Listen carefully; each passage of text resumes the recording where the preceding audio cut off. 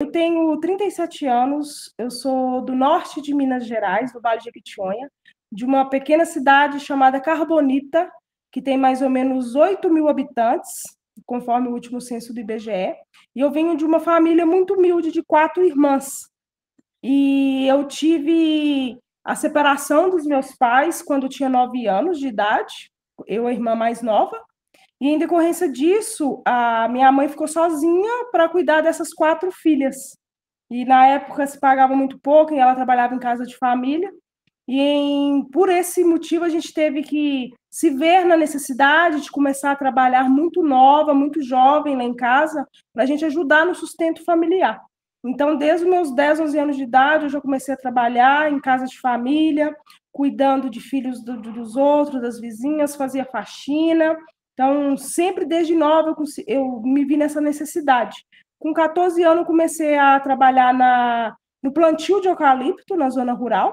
Fiquei um período trabalhando, plantando eucalipto na Chapada, fazendo adubação, carpinagem, e eu vi nisso uma oportunidade do que eu ganhava em casa de família como babá mensal, que era 50, 70 reais, eu ganhava semanal plantando eucalipto. E tinha que estudar, continuava estudando da mesma forma, e o serviço muito pesado, tive que mudar meu horário de estudo na escola pública, fui estudar à noite para poder trabalhar de dia na plantação de eucalipto. Com 16 anos, eu tive a oportunidade de entrar num programa da prefeitura da minha cidade, que chama Programa Agente Jovem, que era um programa que pagava uma bolsa, onde a gente fazia estágio em todos os setores da prefeitura, para quando a gente completasse 18 anos, quando acabava o programa, tipo um estágio. A gente tinha a oportunidade de ver qual o perfil, local, o setor a gente se encaixava melhor para o mercado de trabalho, preparando para o mercado de trabalho. Aí, em decorrência disso, surgiu uma vaga, assim que terminou o programa, eu já tinha completado 18 anos, na delegacia local. A delegacia local ela não tem delegado fixo, mas ela tem um posto da Polícia Civil, e há um convênio da Polícia Civil com a Prefeitura de Carbonita, onde tinha essa nomeação do escrivão ad hoc para ficar no posto de Carbonita, que prestava serviço e respondia para a comarca, que era Itamarandiba, que é uma distância de mais ou menos 50 km de Carbonita. Aí eu respondia para o delegado de lá. Nisso eu tive a oportunidade de me ver, me deparar com o direito, fiquei apaixonada pelo direito. Eu falei, eu quero ser delegado um dia, né? Vou terminar aqui o ensino médio, vou começar a faculdade de Direito, porque em Carbonita não tem faculdade de Direito. Ou eu tinha a opção de ir para BH ou São Paulo, que eram os mais próximos que tinha na época. BH eu não tinha familiar, São Paulo eu tinha minha irmã mais velha que já estava morando aqui.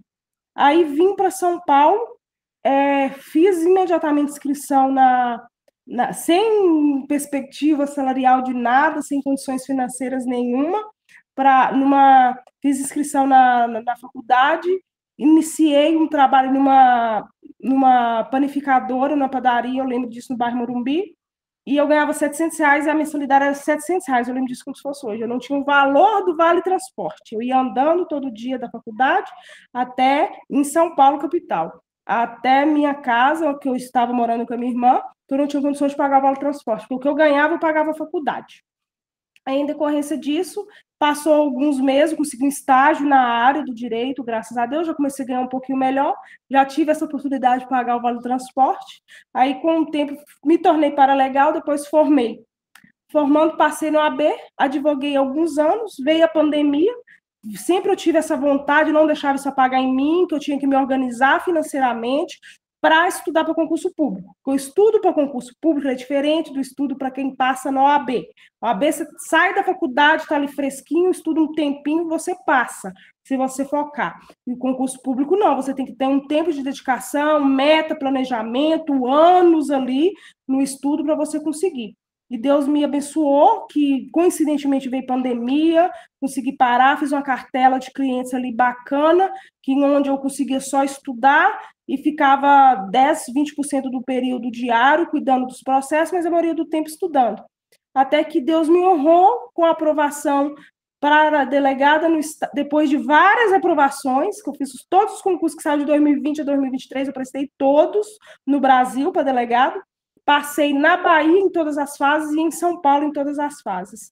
Fiz a Cadepol na Bahia em janeiro de 2024, comecei na Bahia, coincidentemente começou São Paulo, meu sonho era voltar, ficar aqui em São Paulo mesmo, que eu já estava 14 anos aqui em São Paulo já, e pela questão da carreira policial é mais valorizada, que é melhor, tem mais valorização da Polícia Civil.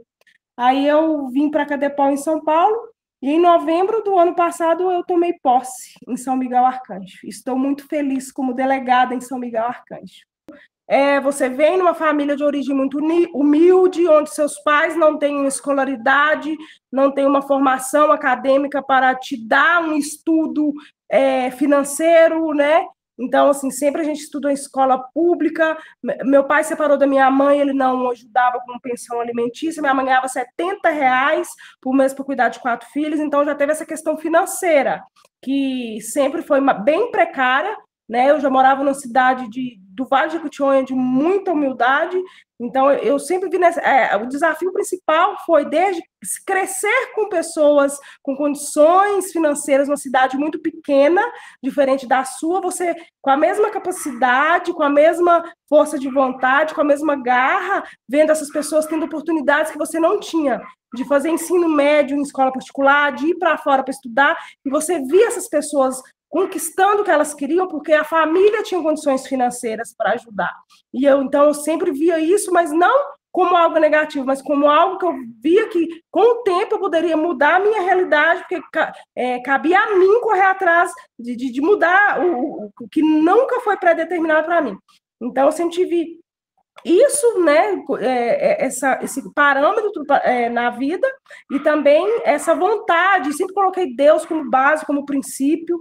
Eu tive a oportunidade de trabalhar com um delegado de polícia lá na cidade vizinha, que ele foi minha referência de delegado para eu correr atrás dos meus sonhos, de me esforçar, de estudar sempre, dando o meu melhor, mesmo tendo que trabalhar e estudando, e conseguir um cargo que, para a mulher, a gente sabe que no meio policial é um cargo majoritariamente constituído por homens, então é um cargo masculinizado, e você vê mulheres conseguindo, mulheres negras conseguindo chegar num patamar que a gente vê mais homens. Então, assim, é algo assim que é de muito orgulho. Eu sempre coloquei Deus como base e princípio na minha vida para eu conseguir isso. Muito feliz com essa conquista que eu tive, porque eu saí da Cadepol já como delegada titular de município.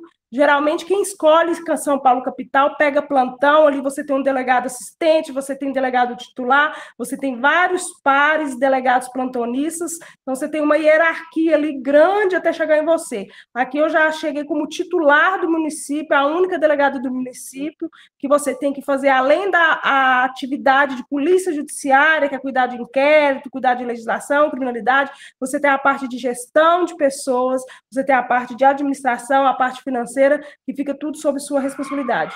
Então, assim, é um grande aprendizado, é um grande desafio, eu estou gostando muito, eu sou titular aqui, faço plantão em Itapetininga também, que eu sou da seccional de Itapetininga, e estou muito feliz e estou gostando muito, a cidade é muito acolhedora.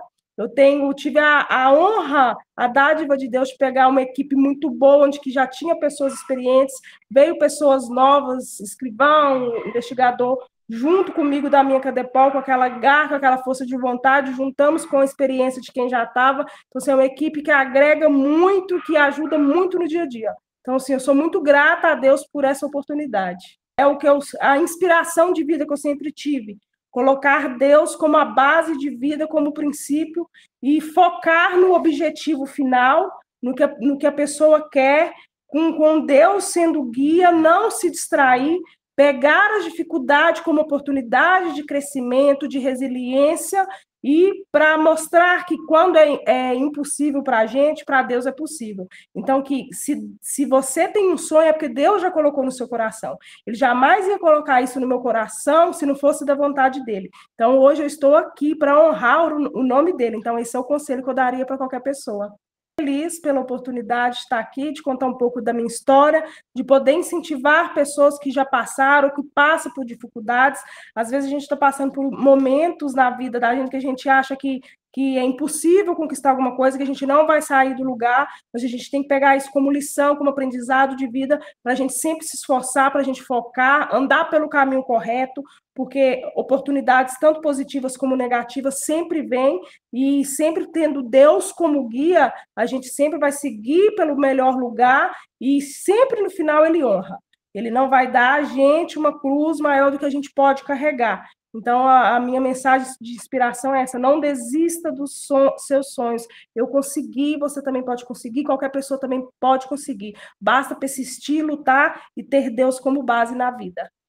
Eu passei por inúmeras, desde o meu nascimento, como eu disse, venho de uma família humilde, da fome, a gente não tinha alimentos dentro de casa, meu pai saiu, deixou minha mãe sozinha, então, assim, era falta de comida mesmo, era fome, a gente passava fome em casa. Minha mãe foi vítima de violência doméstica, esse foi o motivo que ela, graças a Deus, conseguiu se separar do meu pai, porque ela foi vítima de violência doméstica. Eu convivi com essas injustiças, então eu sempre cresci com esse senso de justiça, de querer fazer o que é certo, de querer fazer o que é possível, né? O que está previsto em lei, a gente tem que seguir, independentemente de quem seja, a lei é uma só para todo mundo. Então, essas contrariedades da vida sempre me deixaram inconformados no sentido de eu mudar a minha realidade, de eu correr atrás, de eu fazer o meu melhor, porque se sempre a minha condição financeira, a minha condição de vida, a minha condição de originalidade me mostrou que era impossível para mim, eu sempre tive Deus para mostrar que eu poderia fazer diferente. E eu, graças a Deus, consegui mudar a minha realidade.